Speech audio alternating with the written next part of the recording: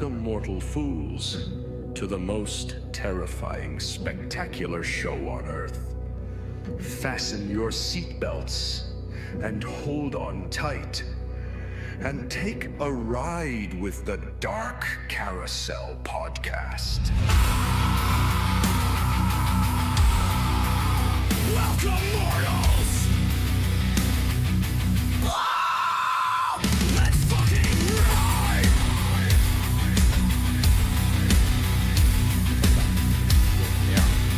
On the DCP! Maryland. Get the sword out of the stone. Excalibur. We're Dark Castle. Ladies and gentlemen, boys and girls, welcome to the Dark Carousel Podcast. There you go. You got it. Tonight, we get to talk to the lovely person, the lovely lady, the lovely artist from Laurel's House of Horror in Maryland, Mandy Gibson. Mandy Gibson, we are super excited to talk to you, and we'll get with you in just a second. And we're going to talk to our lovely sponsors. Guys, let's talk about Frankenfuel. Feeling down? Feeling low on energy? Get some Frankenfuel. Have some Frankenfuel. And if you want to get Frankenfuel and get freshly If you shot, want to get Franklin. if you want to get Franklined, if you want to get Franklin fuel, If you drink the whole thing at the bottom, there's a Franklin down in there for you. what's that shit? Stroke the furry wall. Yeah. What's that? What's it called? Jeffrey. Jeffrey. Yeah. If you want to get franked, Yeah. if you want to get Franklin, fuck, I can't even talk. Yeah, if you want to get some Franklin fuel, dude. Some Franklin. Some Franklin fuel. You fucked me up, dude. All right, yeah, if you guys want to get some Frankenfuel, go to frankenfuel.com/DCP to get 50% off your next purchase. Guys, still one of my favorite fucking energy drinks. Nothing can top this whatsoever. Mike, I love you, brother. I appreciate you so much and everything that you do. And, dude, I am just... You know, your drinks, guys, I don't know if you guys have ever experienced constipation with other energy drinks, but this is the only energy High in drink. fiber. Only energy drink that has never constipated me, so I'm good. Other than that, guys, thank you so much for Frankenfuel for being such an amazing energy drink. Other than that, another sponsor, Land of Illusion. Guys, we went through our second weekend. It was fucking amazing. I'm exhausted. Steven's exhausted. Shit is fucking crazy at the moment. And if you guys don't know what Land of Illusion is, Land of Illusion has 6 major attractions, including Dr. Psycho's, Killer Clowns, Phobia. Temple of Terror, Phobia, Lights Out, and the Middletown Haunted Trail. Yeah. And if you guys want to get bored, you guys can go down to the Stage of Rage and listen to live music, or our lovely DJ Lutz. Yep. And then if you guys want to get a little bit tipsy, you guys can go to the bar. Voodoo Lounge. Voodoo Lounge and Bar. And then if you guys are a little hungry, you get you a little snack. We got a snack bar. We got a little snack bar. Get you a little pretzel. Actually, you know what? We got the snack bar, and on top of the hill, we got some more food. Oh, yeah, we do. We got chicken, sandwiches, pizza, corn, burgers. cob. We got a little bit of everything. But things kicking off. Things going great. Yep. Nothing to complain about. All right. Other than that, guys, we're going to sit here and talk to the lovely lady, Mandy Gibson. Come on down. You got to send that link. Yeah, I got to send that link. My fault. You got to send that link. That way she can click it. But with everything is just so crazy. I think it's just the weather. Dude, You go hot, cold, hot. Now we're back to fucking hot. You hear that? You know how bored my day was today? At work? Why? You know how many trucks I did? 3. 4. Oh, It was slow as fuck. dude. No, don't wrong. Vern called off. Yeah. Hello. Hello! Hi. How are you? Welcome!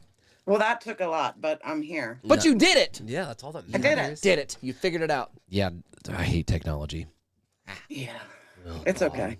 Well, thank you so much for joining us. I'm really excited, and we can officially talk and say hello because we talked to you on the phone before, but now here we are. Yes. So yeah, Yes, thank you. I'm excited. Thank you. Yep. Well, you know who I am. My name's Arthur, and there's Steven. Yep. And we're the Dark Carousel. Yeah, I just updated a story to get people to listen, and I called it Dark Castle. Yeah, So I know. sorry. I was trying to rush. No, it's Hey. okay. It's okay. When you rewatch the show, when we post it, you're going to laugh. Yeah, we're like, yeah, dude, we're doing medieval shit. Yeah, we were joking about it. Because I just want to live in a dark castle. There you go. So it's on the brain. It's okay. All right. Well, we'll just start off with everything and, go from there. And then we'll just start asking you these lovely little questions and All right. go from there. All right. Well, tell us who you are, what haunt you work for, and what got you into this fucking disaster called a haunt community? Okay. Well, I'm Mandy Gibson. I work for Laurel's House of Horror. Um, I think mental illness got me into it, but You're damn right. yeah, mental illness and just crazy brain. But no, what really got me into it is I've always had like an obsession with monsters ever since I was a little girl. I really grew up pretty tough. So the make believe monsters were comforting to me, if that makes sense, because I experienced real monsters in real life. And I just, ever since then, I've been obsessed with spooky, all things scary and monsters. And I got into face and body painting because I was a single mom. I was trying to earn some cash. And then went through a lot of pretty big traumas in my life. Kind of, it sounds corny, but my art really kind of saved me. Yes. And then I went full force into the haunt industry from there. Wow. So, were you ever an actor or anything? Yes. You were. All right. So there's questions I need to ask you. See now. So how long have you been a part of this haunt industry? I want to say about 13 years now. Wow. Okay. Cool. And then, so when you first started, you started off as an actor. Yes. Cool. And were you working at Laurel's House of Horror? No, I was literally in a like fairground volunteer situation, Okay. Oh, that's cool which though. was great. Yeah. It was great. Like I think when you deal with like those kind of haunts, like there, a lot of the politics are out of it. So Yes. it's like it's all about fun and passion and just a bunch of outcasts getting to scare the shit out of people. Exactly. And I think that's like the best part. And so what did you like, how did you Yeah. come upon this world? Like, I mean, did you just like, all right, I'm gonna go work at a haunt? So like I said, I grew up obsessed with all things monsters. Even when I was like in full infect with my face and body paint career, Right. I in that world I'm like known as the queen of spooky. So like Yes. I was always doing like scary stuff. It just made sense to go find the other spooky people in the world. That's right. And you found them. You definitely found them. Yeah.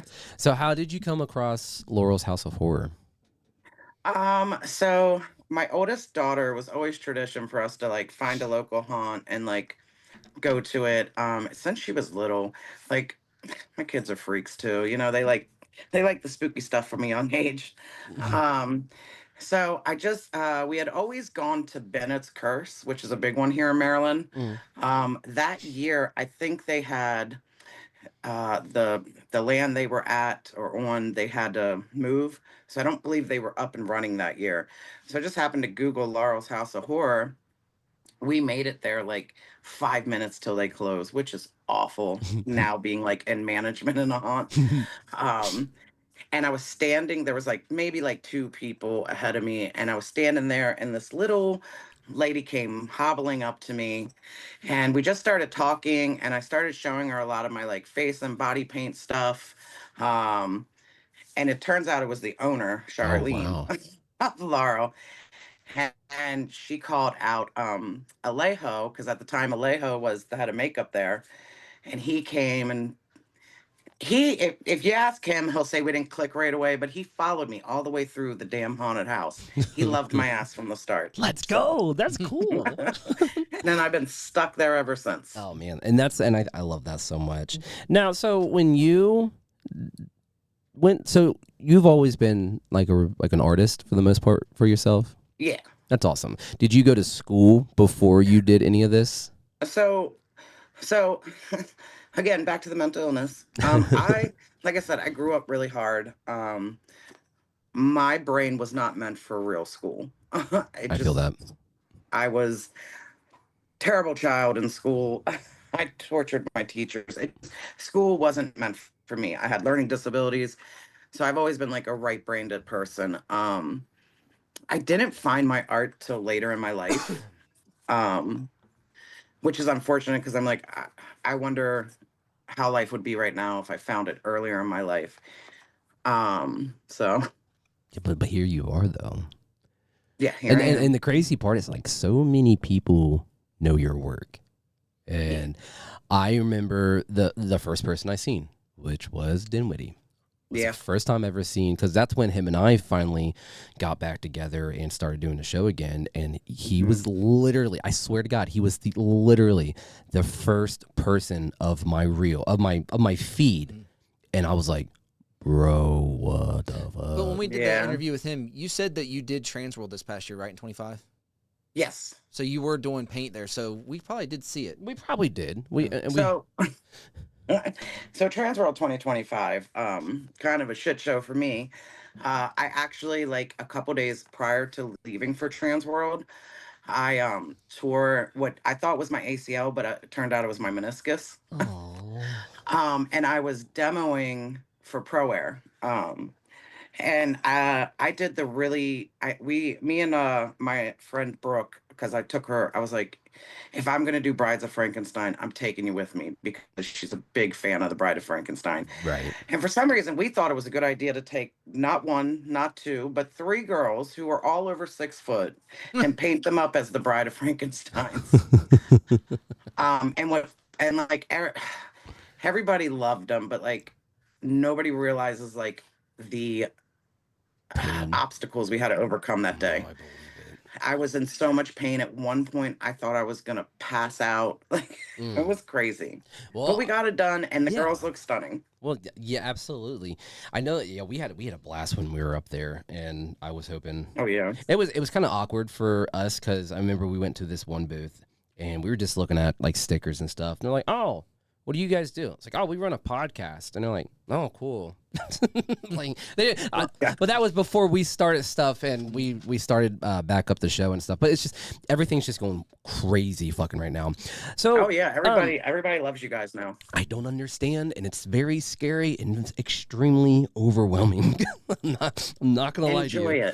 Enjoy it. It is so crazy right now. Now, what is one of your biggest influencers that you look up to really inspire yourself and others to put your work onto these amazing people? So sorry, I'm trying to fix this camera for you guys because You're I'm like fine. it's like wobbling. Listen. Technology. This is my office and I'm just building it because I'm going to go back into streaming and teaching like online classes, but I have not really set up the filming part. So here we are. But One step at a what was the time. question? Um, Squirrel. I squirrel a No, lot. I squirreled too. What is one of your influencers that you look up to? And oh fuck, did I forget what I asked? Who I look up to. Who you I'm look up inspired to, by. and like who you're inspired by, and what really pushes you to put all this amazing work onto these amazing actors and actresses. Okay. Yeah. So one of my biggest inspirations is my mentor, Nick Wolf. He is insanely talented and one of the most humble people you could meet. Just love him. So he's a lot of my style is definitely geared towards his. Um, and then I'm very inspired by the industry as a whole. I know there's a lot of like the haunt industry, and it's any industry really. People get jealous, people get catty, but like the makeup portion, I feel like of the haunt industry has really just been very supportive of each other, and everybody's inspired by everybody. Really is. And then I'm very inspired by nature. The Fibonacci sequence, I guess you could say. So like patterns in nature, like you can be inspired so much by just that. Yeah, I've noticed like there's so much like when I look at your work, a lot of people just see a monster. I see colors, I see detail, I see the small veins, I see the biggest thing. This is one of the biggest questions. I didn't even want to ask this question yet, but I really wanted to ask this question. When the fuck do you put the white lines in? When do you? Like I'm being serious about this because I've been trying to perfect this without asking anybody. Because like this past weekend, when did we do Wretched? Last Monday I was talking to Rochelle, and she does amazing work. Love everything that she does. Her costume, the bee thing was crazy. Oh my fucking God. And so like she did a small time lapse of her tutorial of her doing a mummy, and I learned from how to. I've always had real bad issues with the eyebrows. I'm slowly starting to perfect that, and I'm feeling really good about that. And I'm really starting to really cave in the face more, and I'm really starting to bring out these details and adding these minor things that mean so much to so many people. But the biggest fucking thing is, when the fuck do I add the white, and what is too much and what is too little? So like I said, I came from a face and body paint background. So when I got in the haunt industry, I brought a lot of those techniques with me to the haunt industry. White highlights is one of them. Unfortunately, my brain is very bipolar. So sometimes I'll do them first. Sometimes I'll do them in the middle. Sometimes I'll do them the last. It really depends on the look you're going for. Right. When I'm teaching, everybody loves skulls, and I think a skull is like something that should be in every artist's repertoire of looks. So when I'm teaching skulls, I tell people, I'm like, feel your face. Like, where there's holes, that's where your shading's going. That's where your blacks, your browns are going. And then wherever you feel the bone sticking out, that's where you're putting your highlights down. And people's brain like can really understand it that way, because when you're starting to feel, because I really feel like you learn best when you're hands on, right? Yeah. So when people are feeling their face and they're understanding, okay, that bone's popping out. So if we're adding white highlight to it, it's going to make it protrude and look like it's popping out. So it's going to make, I don't know if you've ever seen one of my skulls, but I like to make them as realistic and 3D-ish as I can. It's not just like a black and white skull. Yeah. Yeah. So, And I'm so confused. I mean, I'm confused, but I'm just like, He's going through your. Listen, He's going through the phone, watching your Instagram. We'll get on some Zooms now that I can figure it out, and I'll send you some shit. Well, like, that's one of the things, like, I have never, I think this is my 6th year doing makeup, and I've improved so much, and I'm so proud of myself. And I went from a brush, normal brush, to an airbrush. And when I got that gun in my hand, I'm like, dude, fuck this. I'm going to get carpal tunnel. I'm not about this life. And then when I first got my first Iwata, I got an Iwata Eclipse. I was like, bro, whoa. The limousine. Oh my God, dude. And it's just the fine lines. I'm like, oh my So God. what's your preference on guns? Yeah, what's your preference? So I really do like the Iwata brand. I'm okay. Like, I like Neos, but I prefer Eclipse. Everybody does. Yeah. They're, like I said, they're like the limousine of the airbrush gun world. And then I really like, with my artists, I would start them off. Pro Air has a decent gun. It's only like, I think it's like $60-$70. Yeah. Because some people, they think they want to do airbrush. They spend all this money, and then they find out it's not for me. Yeah. So like, I try to at least help people, like, here's some shortcuts. If you don't like it, then you haven't spent thousands of dollars on equipment and paints, because it racks up quickly. Yeah, so far, like, this year, I've used my Iwata, I don't know, I'd say about 4 or 5 times. But here lately, I've been using my Pro Air, and it's been doing so well for me. I think it's because of the way you got them set up. Because you run that 2, the 0.2 in your Iwata. Yeah. So in the Pro Air, I'm sure you're running the 0.5. Yeah. So, well, I got. Yeah. No, you're right. So that's probably why you're doing that. And it's just like, both guns feel absolutely fantastic, and I've used other airbrush companies and stuff, and paint and all this other stuff, but I cannot just get away from Pro Air. See, like when I'm buying stuff for the store or for the studio, like, I'm always torn. I don't know. Everybody says Posh is also really good, but I've never used it. Never even heard of that. Yeah, like, well, if you like go to Amazon and you like top rated stuff, of course Iwata's there, but Posh, it's also sold at a lot of the hobby stores. I think you're saying it wrong. It's I don't know, it's Posh, but yeah, I don't know. Poche. Posh, Poosh. Oh, Pache. Pache, thank you. Pache. Yeah. Pache. I don't know. I know. Yeah, I've heard of Pache. Yeah, whatever. Yeah, they're not bad. Alejo swears by Pache. He really likes the Pache guns. Yeah, I've never really been a big fan of them. I've always been just either Pro Air or Iwata's 100%. But other than that, like, I always find, like, I don't pause no more. I don't look at my phone no more. I don't look at references. I get ideas of where there is. I know Hmm. my haunt very well where lighting is. So like Yep. when like we and it sucks for us because we have so many people with little artists.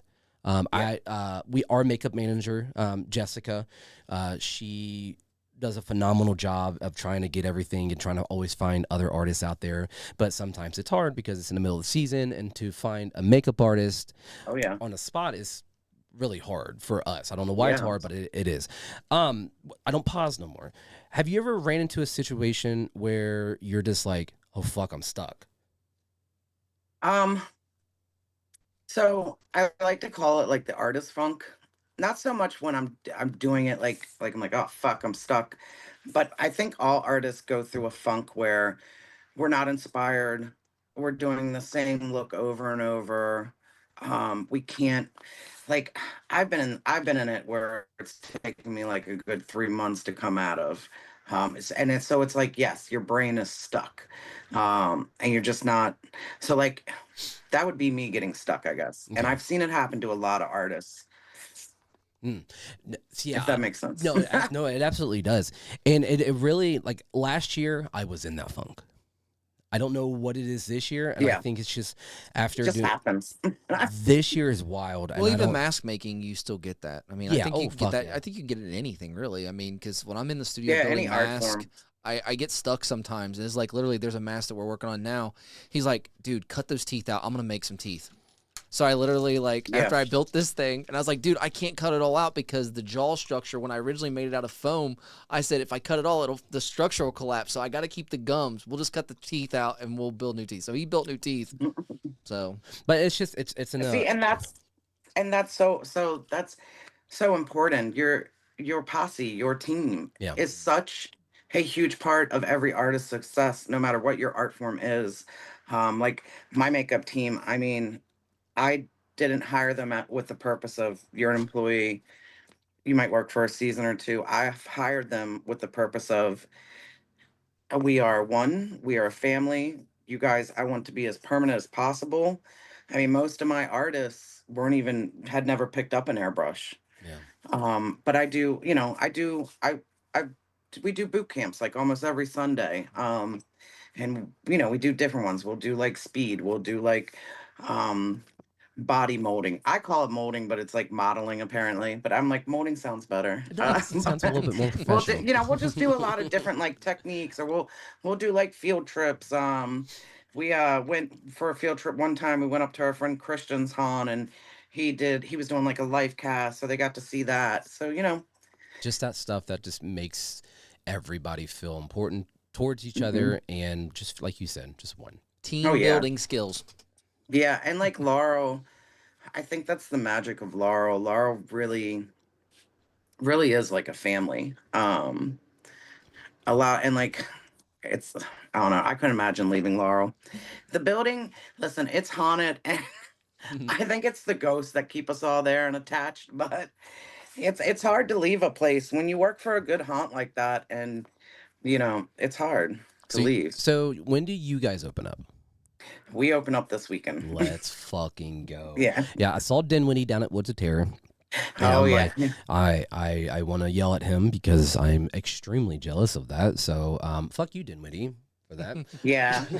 We were gonna go and visit our good friend Jan, but we had to stay because we had our orientation of family and friends last night. It's And understandable. it was gonna be too much. Now, So we sent Buckshot and Dimwitty down there. We were like, have fun. Yeah. well, they whatever I seen on Instagram stuff, it looked like they had a freaking blast, and I'm Oh yeah, super they happy said it was for so them. much fun. They And said they treated them great down there. Bone Daddy gave a great speech. So they had a lot of fun. I love that. That's such an amazing hunt. Now, do you prefer? Well, okay. So what are your guys' times when it comes to starting makeup and ending makeup? How does that usually go for you? So Because ours is I wild. hope Alejo is watching this right now. So it used to be like 4 to 7. But Alejo has decided in the past, I don't know, I think it's been going on for about 3 seasons now. He has decided that he wants to do this thing he calls a pump up, where most haunts, they're meeting. It's like our haunt meeting, which we go over. Is there media coming that night? How many tickets are sold that night? All that kind of stuff. But it ends with everybody shaking their asses. But sounds fun, right? Sounds like a blast, except when you're in the makeup department, because now we have an hour and 45 minutes to get everybody done. Holy shit. Yeah, and if you've seen the Laurel makeup, like it's detailed, so What's your team? How many? there is me, Alejo will jump in sometimes and do makeup, or he'll do like a body paint for the night, and then I have 6 artists, and each year I take on an apprentice. Okay, so roughly almost 10-ish in a Yeah, way. 8 to Okay. 10 a night. 8 to 10. And how many actors do you guys go through? uh so this year they're starting it new. They're gonna start like with a little bit of actors and those beginning September days, and then it's Mm. gonna go from there. But I think roughly like the staff is around 60 to 75, I want to say. In an hour. And you say an hour and 45 Hour and minutes? 45 minutes, Holy because he shit. hates us. He Damn you, fucking hates Alejo. us. Damn you. Damn him is right. He hates us. And I yell at him like, ugh. And he'll come in. If we still have, he'll be like, if we have butts in our seats at 5:45, he comes in. Oh my God, get him down. I'm like, I'm gonna kill him. Man. Yeah, we usually start, like this year, our owner, Brett Oakley, he has us start, honestly, as soon as makeup artists there and they get their stuff ready, and whoever's there, let's go. Let's bust them out. Yeah. Because we have over 100 actors. 100, Oh, yeah. 150. It's closer to 200. It's closer to 2. It's a lot of fucking Yeah. people. Yeah. So when it comes to us doing it, towards the end of our makeup session of the night, we start, let's say 4, and we have to be done by 7:30. Hmm. And it is time crunched. And then it goes Oh, from yeah. like, all right, we'll do our thing. And then all of a sudden we'll hear a manager, all right, 5-minute faces. It's like, fuck. All right, here we It's go. like, no. Okay. It's like, So you're doing your thing, you're cramping up a little bit, Oh, you're trying yeah. to bust it out, and then you just realize that you just went through a few hours and you're just like, I don't even know what just happened. I don't even know what the fuck I So- just painted. So me, Alejo, Autumn, Briella. So we ended up doing the Trans World Ball. So Donna, of the owner of Pro Air, Trans World had approached her about us doing makeup for it. So we're like, oh yeah, yeah, yeah. We came with not much expectations of the night. I remember we were all setting up and we looked down where they would like let people in, and Yeah. you know that meme where it's Jon Snow and it's all the people coming at him. That's what it was. Oh, shit. We painted. I want to say we painted close to 400 that night. Holy shit. It was around. I think Donna said it was around like 350 to 400 people. I know me and Alejo, we were busting out looks in less than a minute. Like, Man. my face painter background kicked in. I was like, Dom, Autumn's boyfriend, I was like, I'm going to give you this brush with paint. You go mark people's hand and you tell them if they don't have a mark, the line is closed. Like, Yep. yeah, we got our asses handed to us. Oh, fuck. But did you guys learn anything from that at all? That we should have been better prepared, maybe. Cash only next time. Yeah, cash only. No ifs, ands, or buts. We knew we were going to get a fair amount of people because, listen, I mean, Alejo's well known. I'm well known. Autumn and Briella are well known. And then we had Christian, who's iZombie. He joined in towards the end. Like, we're all pretty well known in the industry. Yeah. So we knew there was going to be a lot of people that look up to us that were going to want to get their makeup. We did not expect the goddamn Jon Snow army. Okay. Now, what really drives you to continue to do this? Like I said, my art saved me, and I think for me it's just an escape from real world. Yeah. And then when I got into teaching, I mean, that's a reward in itself. Inspiring people. I mean, Alejo laughs. I developed the dagger cheekbone look. And I put that out and so many people ran with it, which for me, I mean, it's such a compliment. So I love just escaping reality and inspiring others. It's really therapeutic. Yes. 100, and I can see that, and I can tell that with every detail and all the you can tell there's so much passion in every one of your Well, creations. thank you. And I've also noticed, like, with everything that you do, do you do any like special techniques that you always do on a creation that you always do it, always, So hands down? I think my art form is definitely known for like the white highlights, and the dagger strokes I do. I can just get real skinny, thin dagger strokes, and I love doing that.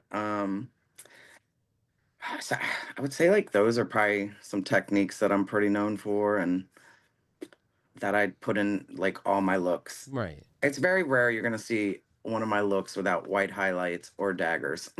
Now, what is your favorite color through Pro Air? Mine is dry Cool. blood. Okay, so I know everybody. I love Old Blood, and I know that's like the go-to. Mhm. But um, me and Alejo both. So me and Alejo, we go through like this thing with each other. He's like my makeup like person. I'm his makeup person. So we go through like these color phases. Um, we fell in love with Pro Airs just brown, just their brown. We started using that. We barely use black anymore. We also really love liver. Liver's a fun color. Yes. A Yes. fun color. And then I've really been liking it's called Mauve, I think, Mhm. by Pro Air. Um it's hard. She has so many great colors. Oh my goodness. So many great colors. So it's hard to pick just one. Yeah, Uh I used to be a big. I used to just strictly just do like Old Blood a lot, but this year I've been mhm. really focusing on trying to use different colors because last year I was stuck in a loop, just constantly doing the same thing. Yep. And then I started using liver, started using vein. I love vein so much. Oh yeah. I also love what was that one? Dirt. The browns, all the Dirt's browns are fun. so good. The green, all the greens are great. Yes. Everything is just like coming together. I don't know what I'm doing, but it feels good. It feels right. I feel right, Brian.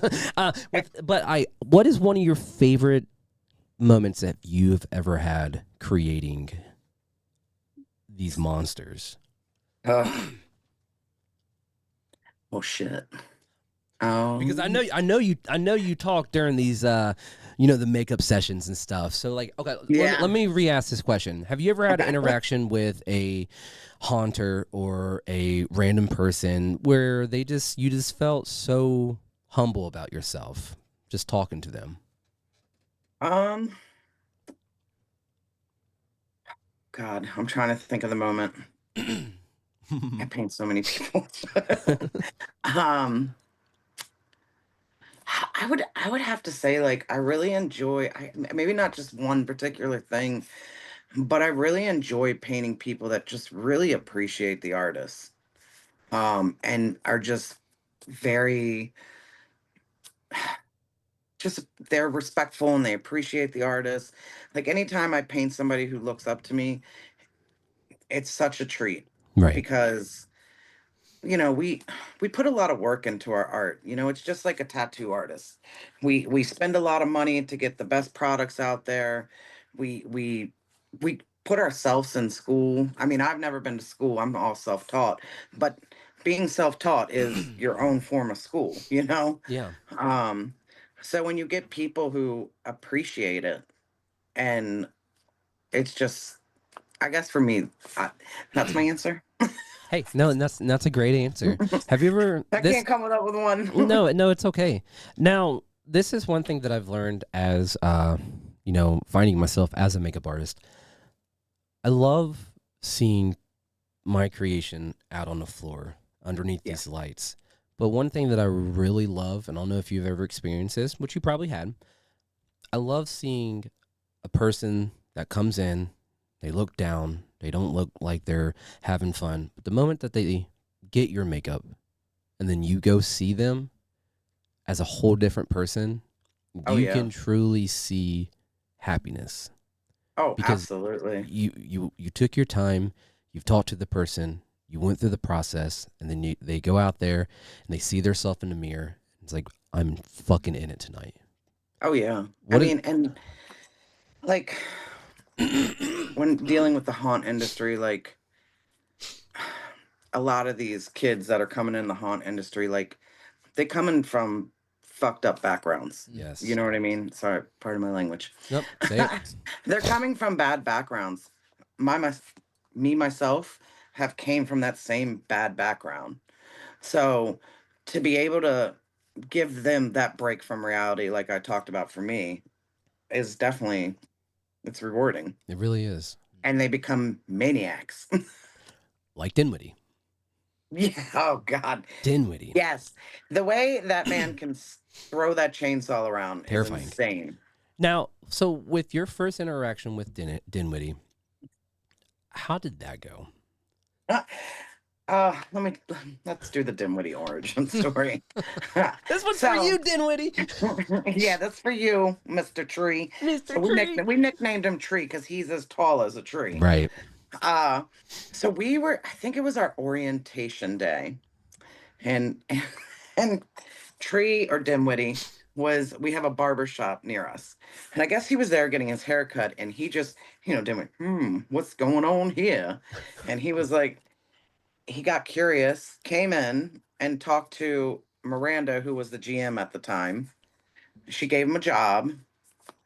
Um, and I remember meeting him, and I was like, "What's wrong with this guy?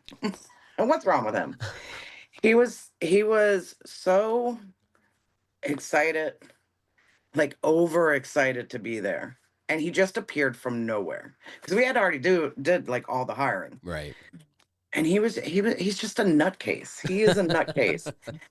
And he's such a great guy. Like, I guess my squirreling. I guess my first real interaction was he came in and he brought me a Gatorade. It was a Gatorade.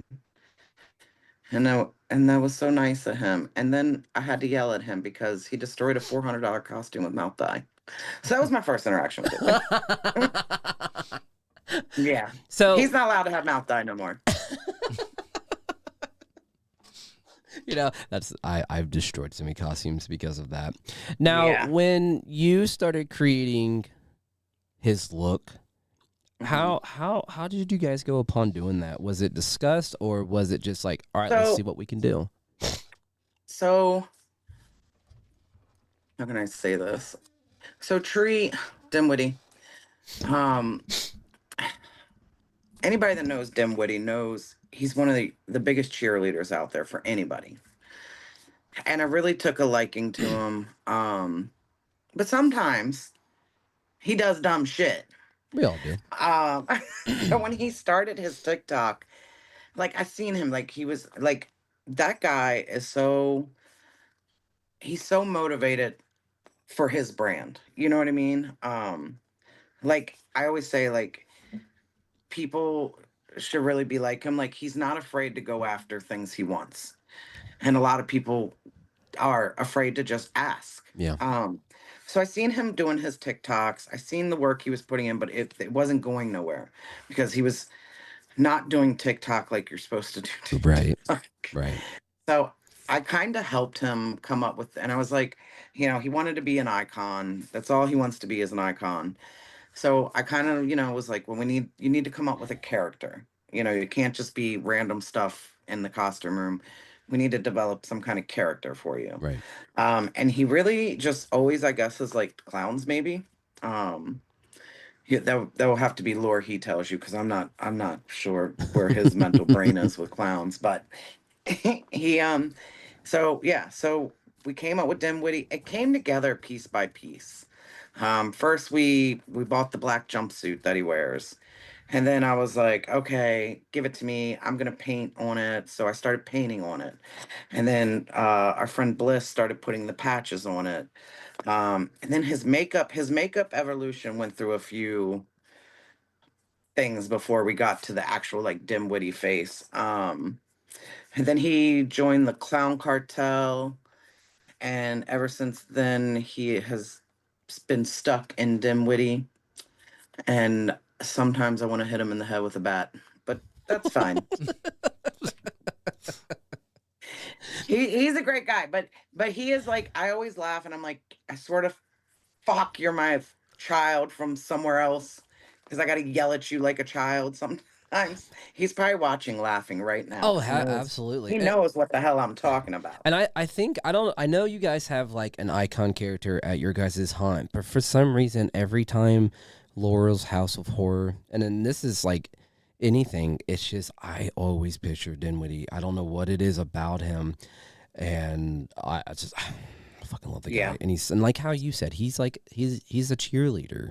He Yes. literally supports so many people, and he has such a good heart. And Yeah. the journey that, just in general, the journey that the haunt industry does for people is such a remarkable thing, and it Oh, yeah. changes people in such a way. You can either go to the left side or the right side. Yeah. I go straight down the fucking middle, and and those are the people that really stand out.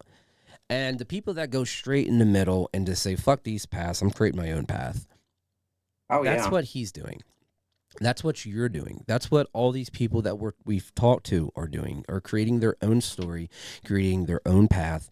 You have a massive, massive story. You have a great story. You've done Thank you. so much for so many people, and you've created so many amazing, like just either memories or creations, or just so much that's going on and stuff. What is one of the toughest challenge that you've had so far as a makeup artist in this haunt industry?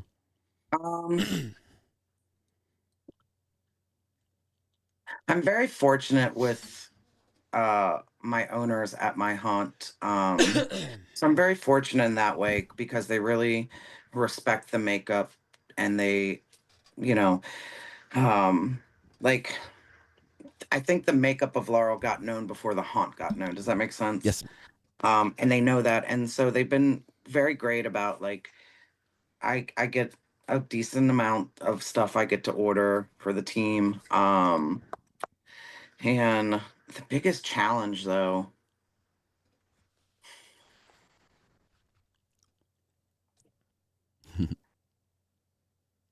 I think the biggest challenge, maybe, I guess, was going through my own traumas and demons and not walking away Yeah. in the beginning of it all.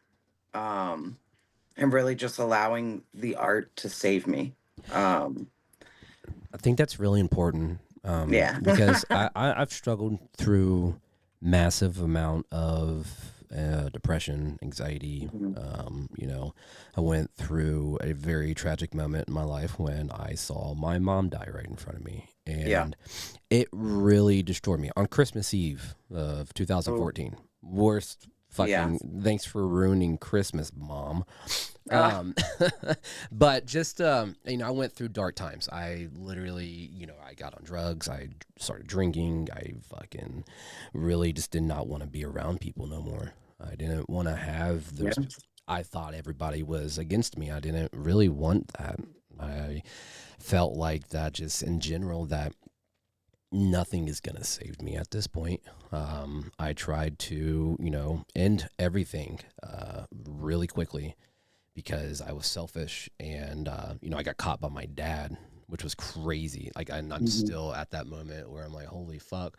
And I'm open about everything. So, like, I'm not afraid Yeah. to say anything about what happened and stuff. You know, I try to hang myself because of Yeah. situations and stuff. And the crazy part is when I tried to, my dad walked in. So it's like, holy fuck. And I don't know if it was like that moment that I started to realize that I need to just keep walking and not just stop. Yeah. So what really saved me was haunting itself, because that is something that I've had since I was 13, 14 years old. And Yeah. it's really all I know. something that I've always had in my life. And Yep. I'm very grateful about being in this industry, and I'm very grateful to have this guy next to me because he's been in my life since I was 4. He was my next door neighbor. He was my big brother's best friend, and he married my sister. So like now I have to deal with him, you know. Lucky I didn't walk in there. I might have kicked the fucking chair out from underneath of you. It's a choke, motherfucker. But no, it's just like it's it's moments like this where I sit back and I'm like, I'm very grateful to meet each and every one of you. And I know everybody goes through a struggle. Everybody has dark times. Everybody has a moment in their life where they just don't feel like they're worth anything. Oh yeah. But haunting is. And that's the thing, like a lot of people I think like to focus on negative stuff in the haunt industry, but there's so much more positive that outweighs a lot of the negative. And it really does. We're just like a big dysfunctional ass family at the end of the day. Well, see, that's the good thing with the show. Just this year alone, like when we go back to Transworld, this come in 26, we got so many people we got to talk to. I'm scared. It's like, because now everybody knows. Be okay. That's what I'm saying. Everybody knows us now, so it's like we've already got so many people like, hey, are you going? Yeah, well, I already got the hotel paid for. It's just like, yeah, it's, yeah. We'll be there. We'll be there. And they're like, good, because we got this to talk about. We're going to talk about this. I can't wait to. We need to have a beer. I'm like, yeah, okay, calm down. We'll be there. Just calm down. No. Yeah, I have a lot to do myself. You got this. I'm 95% sure I will be demoing again for Pro Air. Hey, if you need a hand or something like that, you run short, just let us know. You need a face, I got a face for you. Yeah, we'll let you paint some stuff on this bald head. I'll let you do it. I will say, Donna has some fun things she's thinking out loud about that it will be different from what you've seen from the Pro Air booth past years. I'm excited for that. I absolutely love being a part of the Pro Air family. So how did that come to you? So when I got into airbrushing, Pro Air was just the name on everybody's mouth. And I dabbled. I was a sponsor artist for another airbrush company. But like, I don't like to be phony. I like to stand by products that I use. So the company that I was with, like, he was kind of shady. His products weren't that great. So I stepped away. And then I just somehow started talking to Donna. I would run into Donna a lot at like face and body paint conventions. And I got into like teaching at conventions and stuff. And then like Donna, Erica, Bruce, I always forget the son's name. The son, like they're a family-owned business and like they're such nice people. And it's so easy to stand behind genuine people like that, and then the product is amazing. Yes, absolutely. I don't even have to, so that's kind of, I guess, how that all came about. Wow. And now, did you? I forced myself onto the Pro Air family. I was like, take me. You don't have a choice. I'm here. But I think that's what people need to do if you really want it, go fucking get it. Absolutely. Why? And that's why Dimwitty is popular in this industry, because Dimwitty is not afraid to go out there and get it. No, and I love that about just these people we're talking to. It's just so wild to hear every story of just how they even just do it, and everybody has a story. Yeah, everybody has a fucking story. I have too many stories, but they're great. And it's like if someone asks me a question, I always say this: if anybody asks me a question at work, has nothing to do with haunting or anything, you bring up one thing that resembles anything haunting, you won't be able to shut me up for hours. Yeah. So what do you do on the off season when it's not? Oh, so sorry. That is my Rottweiler, who is like a horse. If you hear her barking, sorry. Did not even hear her. Okay, good. The off season. That is a good question.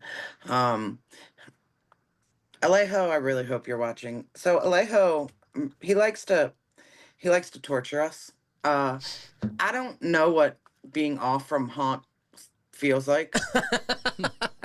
We go from Halloween season straight into Christmas season, straight into Valentine's season, and then me and Alejo, we got the Trans World, the East Coast, and we're sponsored artists for Pro Air, so we're busy with that. And then we teach at some of these conventions. Um, so we go from Valentine's to conventions, then into halfway to Halloween, which is in May, and then because he hates us, he decided to add on a purge event for the 4th of July weekend. How did that go, So by the way? that was, it went amazing. It was such a fun time. It was so much fun. It was a lot of the review teams that come out, and CES, they were saying like that was their favorite event we did. It was so much fun. Have And you the ever actors had a ball. have you ever had a moment where your art or anything had just made you cry in a good way because of how much you've done for yourself? So everybody that knows me that's watching is laughing at this question right now because I don't cry really. I have maybe cried a handful of times in my life. Listen, again, came from a very bad background, where I've had to learn to be very tough in life. Yeah. So not a crier, but has a look moved me? Um,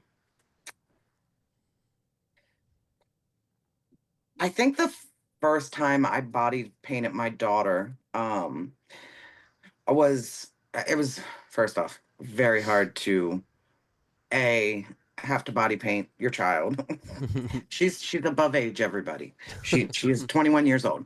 But once we got past that and body painting her and just she's really starting to follow in my footsteps in the haunt industry. And then getting to do the art on her like that. I think I was very it was like a full circle moment, if that makes Yeah. sense. Um I mean, because look, I started my art because I was a single mom and I needed to, I wanted to give my kids the life of a spoiled child. Something they I s- deserve. right. So but like I said, unfortunately, am very tough and have a lot of mental illness. So, like, a 9 to 5 is not my thing Mhm. at all. And I was a waitress for a long time and a bartender. And then that itself burns out after a while. So yeah, so I don't know. I found art because of them, and now it's like she doesn't follow my footsteps when it comes to like doing the art, but like she's following my footsteps when it comes to like she's into modeling. She is the costume manager and performance manager at Laurel now because if you're management at Laurel, you wear many hats. So Yeah. she's taken after me in that aspect. Um, so yeah, so it was very touching when I got to paint her because it was like a full circle moment. That's such cool. That's a cool thing, and Mhm. it's really neat because like I have like my kids and stuff, but my oldest Mhm. is like so into haunting like me, Yeah. because he saw when I was an actor. I mean, I'm still an actor, but just how far I've come. This is Yeah. my 20th season. This is my 12th season at Land of Illusion, and he Wow. I've been at Land of Illusion longer than he's been alive. Well, since he's been alive. Wow. And he's grew up there and he's seen how much I've done, and he sees all the hard work, and he's like, dude, dad, I want to I do think your kids get to see me act more than they do you. yeah, because I'm either working at my normal job or I'm working as whatever Because I even am. Friday, when I was going up to the house, they come flying out. And they all are like, there's Uncle Steve. I was like, hey, I'm in character. You can't say that. Oh. But they love it, and I introduce this. They're not scared of anything. They want to do Yeah. more. They want to see more, and I'm very happy for that, and I'm happy that they're not afraid of this stuff. I tease him all the time. His youngest one's going to be a murderer. He's going to be a Yes. serial killer. Yes, Mine too. My youngest too. Yeah, I I feel you on mean, that the one. kid's Yeah, 5 years that is old. Malibu's most wanted. I'm raising. Yeah, he loves Michael Myers and doesn't flinch. He like laughs. He loves it. It's like, Oh, all right, a 5-year-old, who's 6 now, Oh, he'll be 6 in November. 6 in November. Yeah, and he just like loves Michael Myers and just It just drives me crazy, and I'm very grateful for, introducing this. And I think starting at a young age is great because it creates who you are today. And oh yeah. I'm so happy. I can I mean, they're our legacy. oh fuck So yeah. when they get into the business you're in, it's like such a such a rewarding moment as a parent. Yeah. It's not about the money. It's about Mhm. literally stepping back and just letting them go. I had that moment Yeah. last year. First time ever.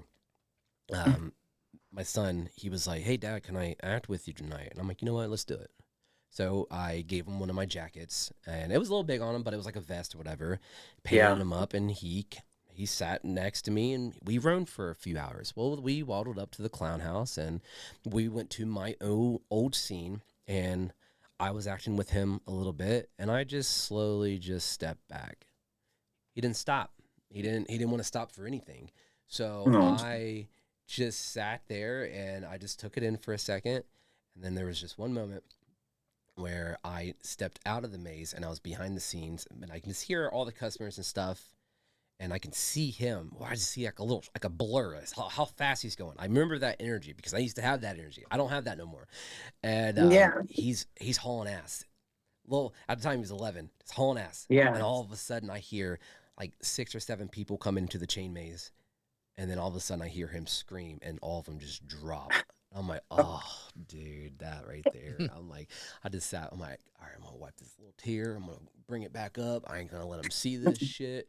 Well, man, that was one of those moments where I'm just like, man, that's what I needed. Yeah. I needed that right there. Yeah. My son, unfortunately, my son, like when he was younger, was much more into this world. And he actually got one of the most memorable scares at Laurel.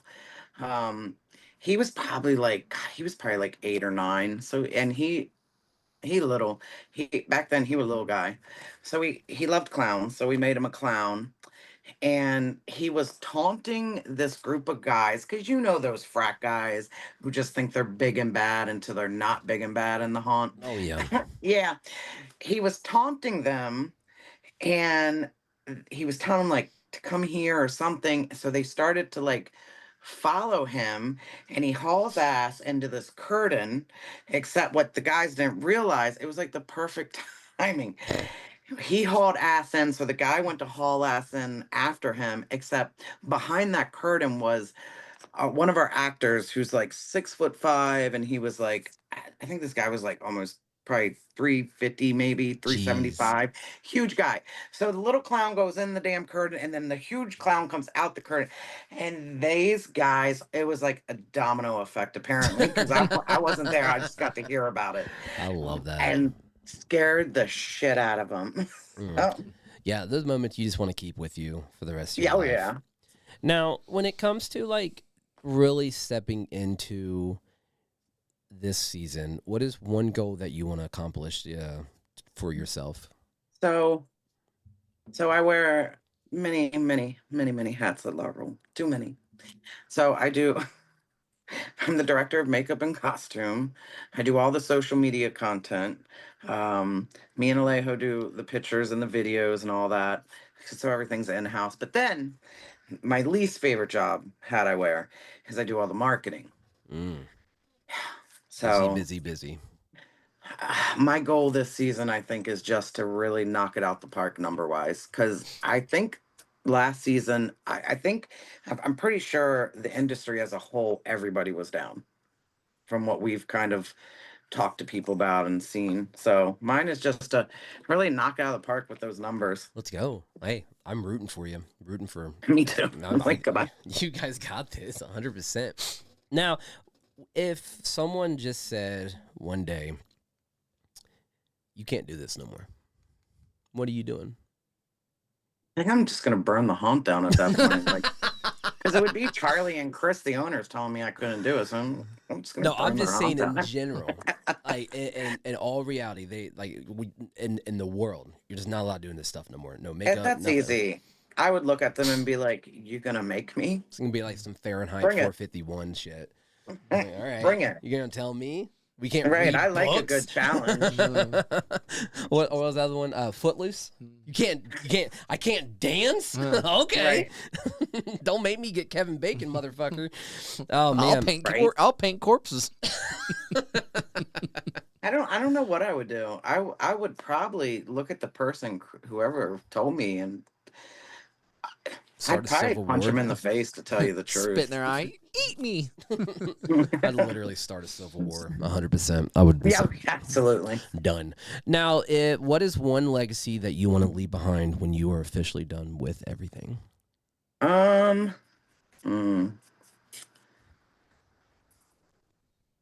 One legacy I guess I would like to leave behind is just just for artists to keep evolving, and because the life of an artist, we have our moments, and sometimes unfortunately people don't go back from the moments, and they stop doing their art. So I would love to leave the legacy, I guess, to just keep inspiring and keep helping artists evolve. Yeah. Oh, that's awesome. And it's so hard because it's really hard because everybody lives their life differently than everybody else. Everybody looks Yeah. at life differently. And it's really hard to like tell somebody like, dude, don't walk, run as Yeah. fast as you fucking can. Because Except if you're Dinwiddie. Except if you're Dinwiddie. My running is his walking. Yeah. I'm fucking. It's because he got them long ass legs. I'm so short. I'm 5'7", and I would be like, "Yo, what up, Dinwiddie? What up, dude?" Mhm. Oh yeah. They put a video up of him at Woods dancing with like customers. Yeah, like I saw that. he looks like a giant compared to them people. It'd be like a giant in the clouds. Hello. Yeah, him and Buckshot. That's so Buckshot cool. actually dates my daughter, so him and Tria became like best friends. That's so cool.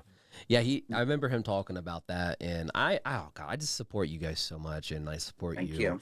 And one big old final question, and I love Okay. asking in full detail. What does haunting mean to you? Wow. That was a big question. Yeah. Huh. I think haunting. God, what does haunting mean to me? I think it means just community, Yeah. family, um, supporting each other. And listen, we're all gonna have times where we don't like each other typically, but I don't know. I guess the family aspect of it. Yeah. Um, that's that's like the world's $1 million question, I think. Like, It's really tough because it's like you never really get that question asked, and it's like, yeah. holy shit, I don't know. I mean, I guess it means like haunting gives me purpose. Uh, it gives a lot of us something, some kind of calling, I guess, Yeah. some kind of purpose. And anybody that's like an outcast, like haunting has helped. I mean, the haunt world has really helped people. Like, think of some of these people who, if it wasn't for the haunt industry, would kill themselves. Except for your case, your dad. That was the universe putting your dad at the right place at the right time. Yeah. And then haunting saved you, though, too. Yeah, and it's just I wouldn't be who I am today. I'm like, Yeah. I'm very grateful for it.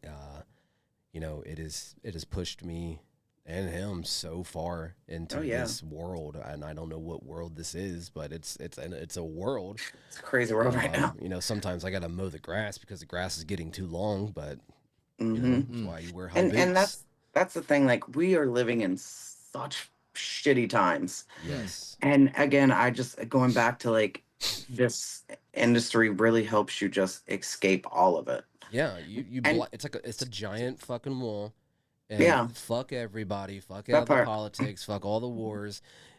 Haunting. Right. Listen, we're just a bunch of damn outcasts trying to survive in this world. That's all we are. I mean, Yeah, we walk and we push and we keep going, and we're just trying to make a name for ourselves. absolutely. And I've learned in the haunt industry that everybody has a huge fucking heart in this, and it may be in a different way. It may Yeah, be in some way that we don't agree with, but it means something to you, and that's important. It's really important, and I think that absolutely. people's point of view needs to be shown. It needs to be seen. It needs to be heard. Absolutely. Our journey that what we're doing on the Dark Carousel is we're letting people talk. We want to Yeah, hear people talk. We don't judge. We don't make fun. We literally sit there, listen, and discuss. yeah, Dive in people's brains. What are you doing? Why are you doing this? Like, yeah, I mean, I know why I'm doing this, but I want to know why you're doing this. And that's what's cool about this whole journey, because it's like you don't really know what's going on. You don't know how you're doing it. You don't know what you're doing. Just you blink of an eye, you're there. It's like, yep. what the fuck am I doing? And it's monsters. So It's it's monsters. great. It is so fucking fun, and like I cannot get enough of it. And I've said it probably about 30 times now. You weren't born a monster. You were fucking made a monster. Yeah, 100%. absolutely. And we are all monsters insides. And like Fred Hearn, he's an owner at Hell's Dungeon in Dayton, Ohio. He has the coolest thing and outlook of how he looks at his monsters. We're all rejects. Yeah, All fucking rejects. Well, behind his whole story, he goes around. Where the haunt's at. It's a really bad area. I mean, a real bad area, and it's like places. It's like, honey, do you want to go to this haunt tonight? No, that's a bad area. Roll them up. Yeah, roll them up because I it's a can bad relate area. to that. So, but what he does is he goes around and he helps like unfortunate kids that just, like you said, had it rough and living on the Yeah. streets, just bad. And he brings them into this haunt and gives them something to look forward to, and like really helps turn some stuff around for them. And just Yeah. his story itself and how he does and helps these kids. What was his dog's name that was deaf and blind? Oh, fuck. God. I forget. Dipshit. Oh no, it was Dipshit, and he said you can call him whatever you want because he can't hear it anyways. Ah, Oh, I man. love that. Yes. No, and I get that because, like, so Laurel, it's Laurel. Laurel's a weird town. Laurel's made up of like 3 to 4 different counties, but where the haunt is, like, there's a lot of like, it's weird because like historic Laurel is like right like a couple blocks from us, but then there's a lot of like Section 8 and stuff like that. Like, there's parts of Laurel that are not the greatest. Yeah.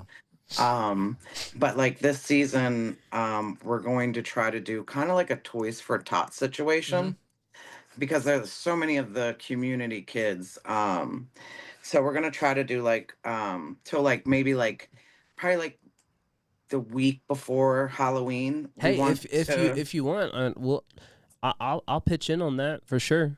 Yeah, yeah, we're gonna. Well, it's kind of cool. We're gonna really try to get people to bring their gently used Halloween costumes Mhm. to drop off, whether they're coming in the haunt or they're not coming in the haunt. We want to have like like a Toys of Tot Yeah. situation, and then we want to go to all these poor kids that don't get cool costumes, and Yeah. because for me, I know what that felt like. I mean, I love my mother. She did the best she could and try to make me stuff, but I remember going to school with like nothing really, and like looking at other kids with these cool costumes and be like, what the hell, man? Yeah. So something we're gonna be Good. pushing Good. here soon. Well, good. I'm happy to hear that, and it's I just love this life. It's crazy, and I'm thankful for it, and I'm thankful for you, and I'm thankful for all the Thank you. creations that Ditto. you do, and all the stuff that you guys put out, and what you do, what Alejo does, what all your actors do. You guys have something very magical. You guys got a huge family, and to have that a part of the industry is very important to a lot of these people because it Yeah. really gives them a purpose, Oh, yeah. a huge purpose to really just, maybe it is not that bad. You Yeah. know, it is pretty bad once you open the door, but sometimes you just got to close that door and just go haunting for a little bit. And Yeah. I want people to understand that, like, haunting is so important, and like people just don't understand, and like the normal people don't understand. Yeah. But just in general, like, I'm very thankful for you, and Thank you. I don't know if anybody ever told you or told you today, we were proud of you, Oh, thanks. and Ditto. we're really happy for the continuing. Today, Junior. I'm sorry. I'm sorry. Spit it. It's been a rough morning.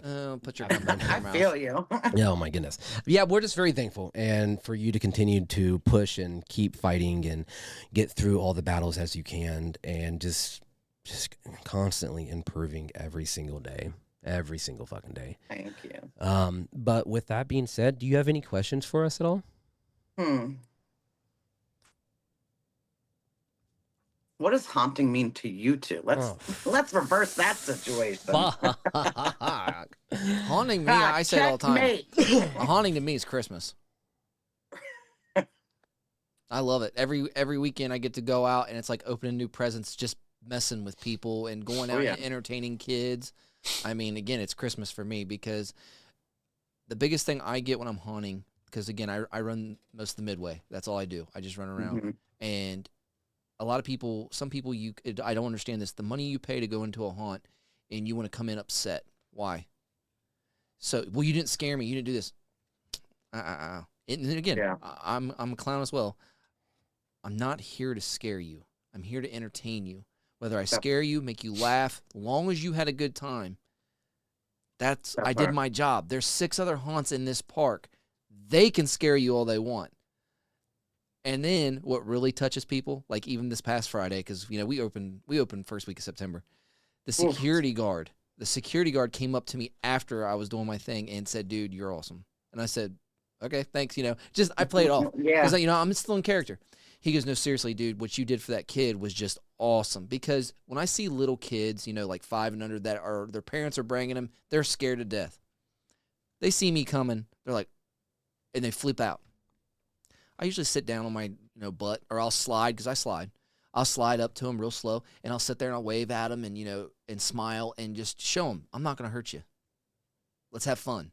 And I'll talk to them. Hey, what haunt you gonna go through tonight? And just start talking to them. And their parents are like, "Oh, this is awesome." He get my kid warmed up here and get my kid excited about this.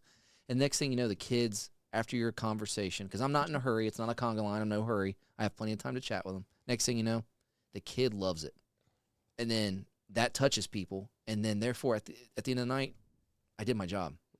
Yeah. So that's what I'm saying. Every weekend, like I said, it's Christmas for me. So it's like I get to bring some joy to people some way or the other. Yeah. He's an asshole to everybody. So I'm not no more. No. This new character is funny. So you're dimwitty. No. When I'm a clown, absolute asshole, hands down. But my new character, he just doesn't say anything. He's kind of cute. He's like he's the monkey, but he's not a monkey at the same time. I And love that. this monkey's got this bling in his mouth. but It's fun when you get to play weird characters. Like my character is a Southern gentleman mayor. Like I play a man, and it is fan-fucking-tastic. this character so I bought this costume at and I'll answer your question in just 1 second. I bought the costume at Trans World at Midnight Mayhem Apparel. They are great. Amazing. And I bought the monkey costume. I'm like, all right. Okay. Well, it came with like a hood, which I didn't really like, so I went on Amazon and I found me a really good hood with ears, and then I went to a different booth and I bought a mask, and I'm like, it's really plain, so I permabled it, painted it up a little bit. Well, I threw the costume on for the first time last Saturday.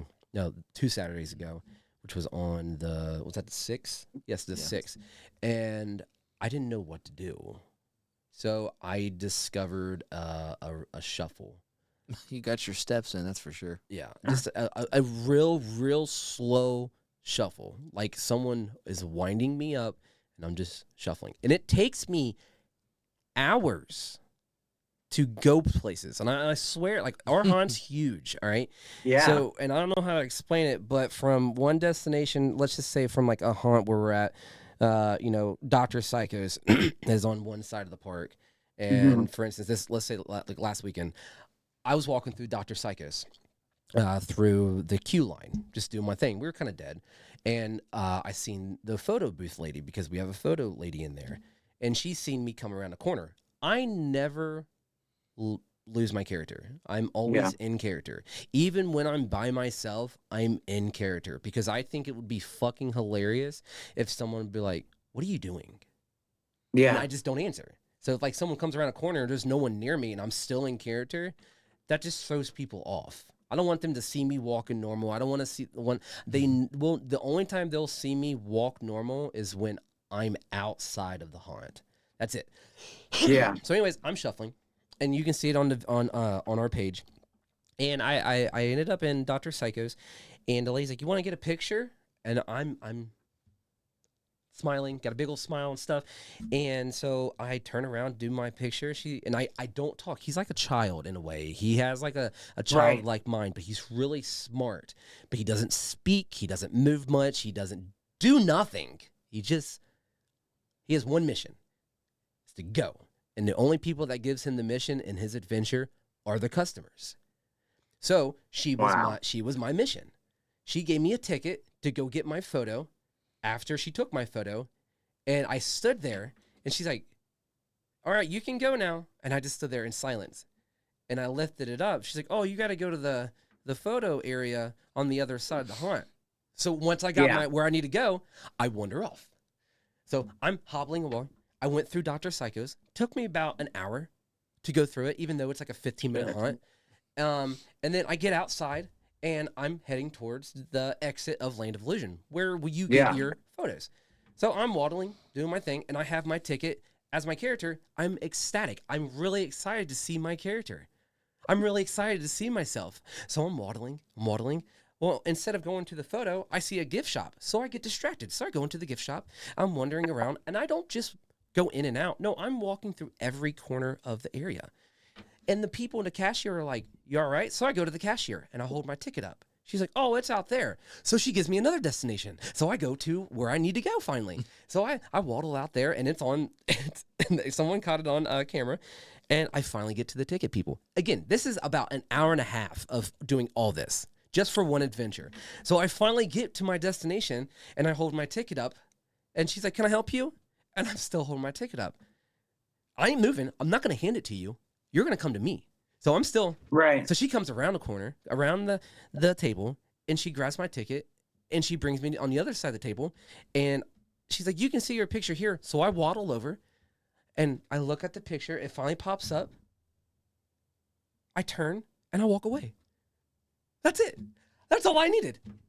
And to me, that was the best adventure I've ever been in my life. Yeah. Because one mission, I got to see myself as a picture.